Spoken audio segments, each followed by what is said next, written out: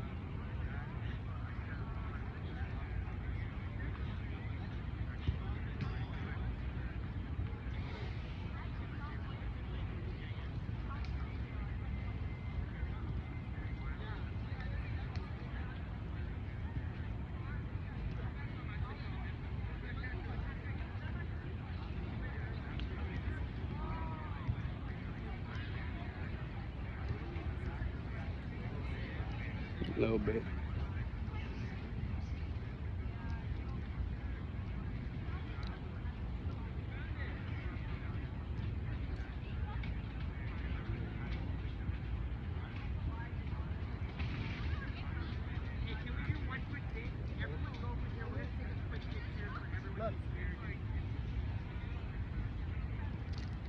Last.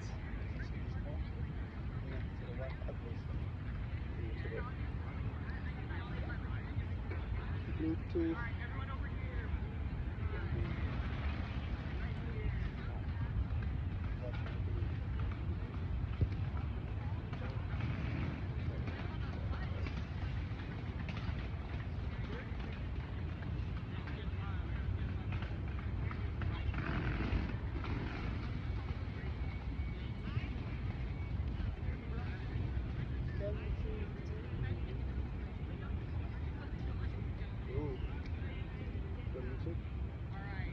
You know who Eric Thomas is? Eric Thomas? Mm-hmm. Yeah. Maybe. You be listening to no motivational speeches, huh? Yeah, that's what you gotta listen to. Music is cool. You gotta listen to music when it's time. But this is stuff you gotta listen to right now. It's, yeah, it's time. And Eric Thomas and Johnson, I'm showing you a lot of stuff. This is one right here. This is Chuck. Yes, yeah, this is what you're doing this for. Go in there, get the early head start. Dining set for just $2.95 at Living Spaces. We design furniture with affordable materials and build the products ourselves. Or source directly from the factory with prices as low as this. Imagine whatever deals you'll find only at Living Spaces. Living Spaces. Yeah, you probably play some, you can show play some Eric Thomas.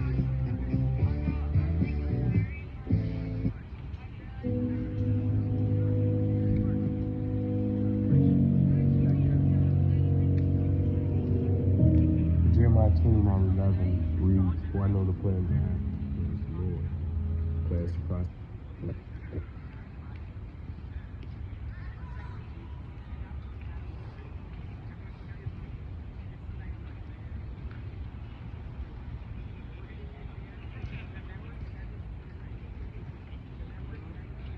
Great to honor God because I feel like God gave me a second chance at life.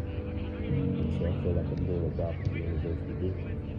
See, my mother had me when she was 15 years old, right? Over on the east side of Atlanta, we came up in this neighborhood by the name of Kirkwood, drug dealer in every corner, gang members in the neighborhood, 2-bedroom home, 14 people, used to sleep on the floor. Got the opportunity to sleep in the bed one time out of the week. It was 6 of us in the bed, 3 at the foot, 3 in the head.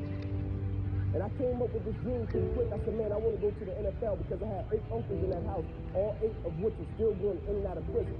And so pretty quick, I said, man, I want to go to the NFL. So I went to my big cousin tomorrow one night. I said, man, listen, I want to go to the NFL, so we got to work for this thing. So the thing we're going to do every night, we're going to be patient, we're going to engage in consistent action. Every night, we're going to race light pole to light pole, no fear. So every night we get out on the street, race light pole to light pole. One night, a coach came down the street. He signed me and my cousins up for organized sports, right? First time being in organized sports. We get in organized sports. The thing was, after practice, everybody would leave to go home. And I always had to sit on the because she works at night. And so when my mother would show up in the car, it would be about 10 o'clock, 10:30 at night.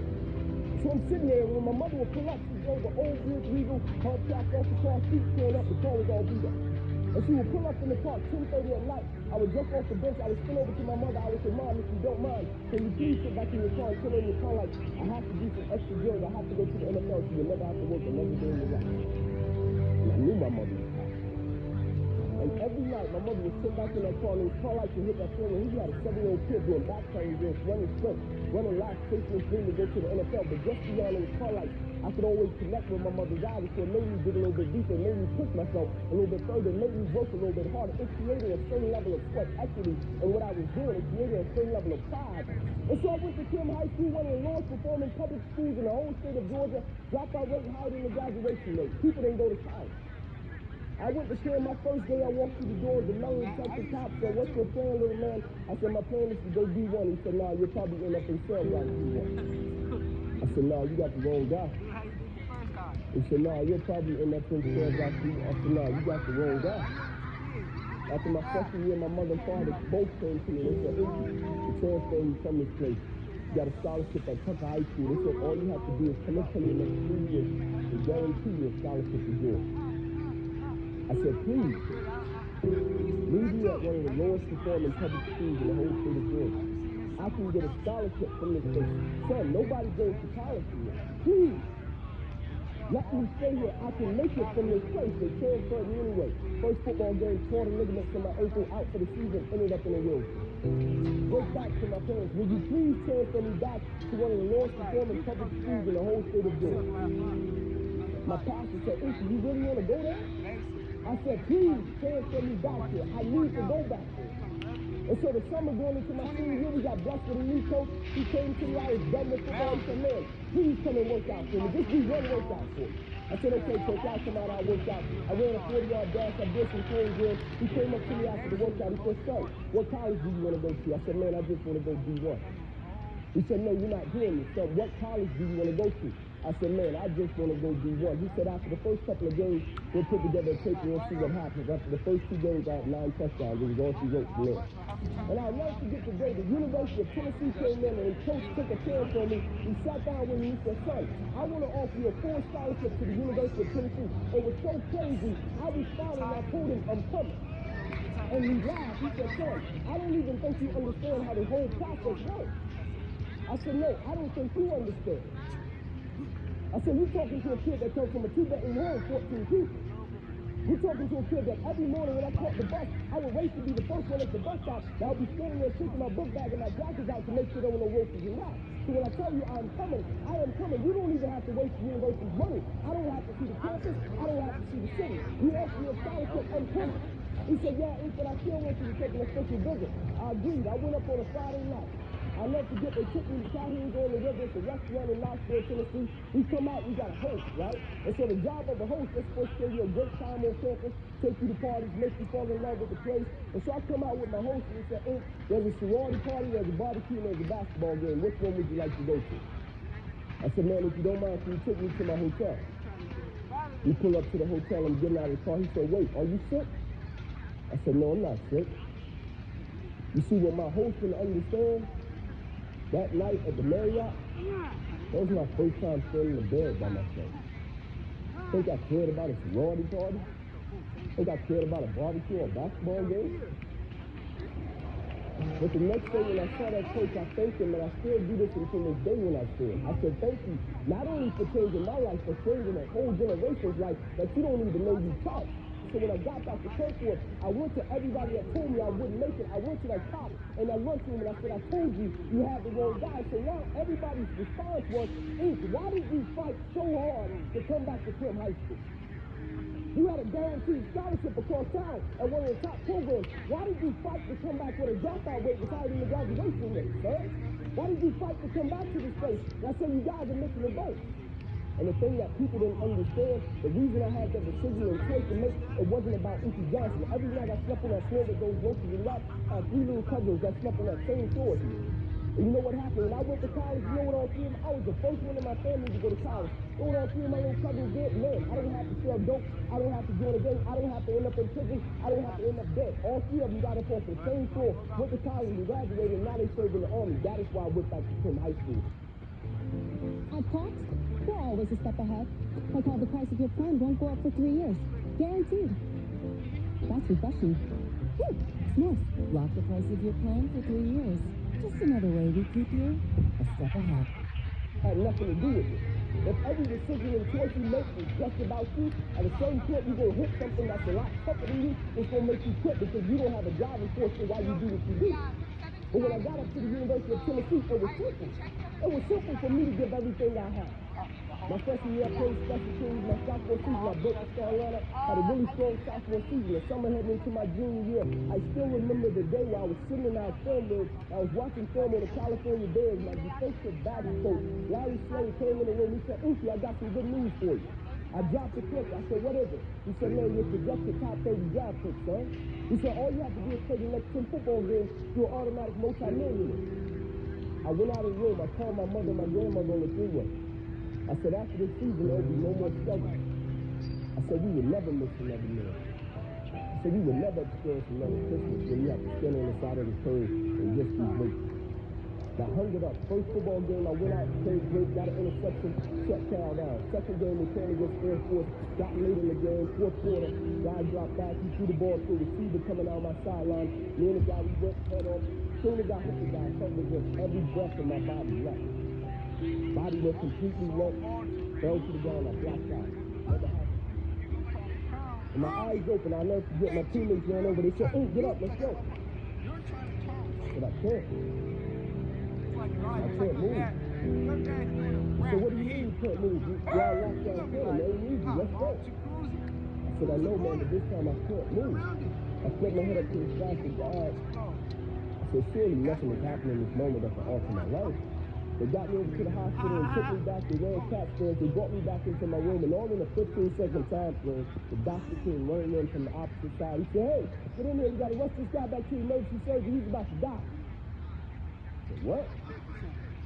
He said, "Son, you have busted up your craving artery in your chest. You're bleeding internally. You have to rush you back. Take the main vein out of your left leg, plug it into your chest in order to save your life." When I opened my eyes from recovery, the same doctor was over me. He said, "Son, I have some good news and some bad news for you." I said, "You got some bad news for me? I said, tell me I was about to die. I'm still alive. How bad can it get? I'm still here." He said, "The good news is you saved your life." I said, "Thank you, sir." He said, "The bad news is you have nerve damage in your right shoulder." I said, "Okay, cool." He said, "But son, it's a strong possibility that you probably could never play the game of football again in your life." I said, "No way." I said, "No."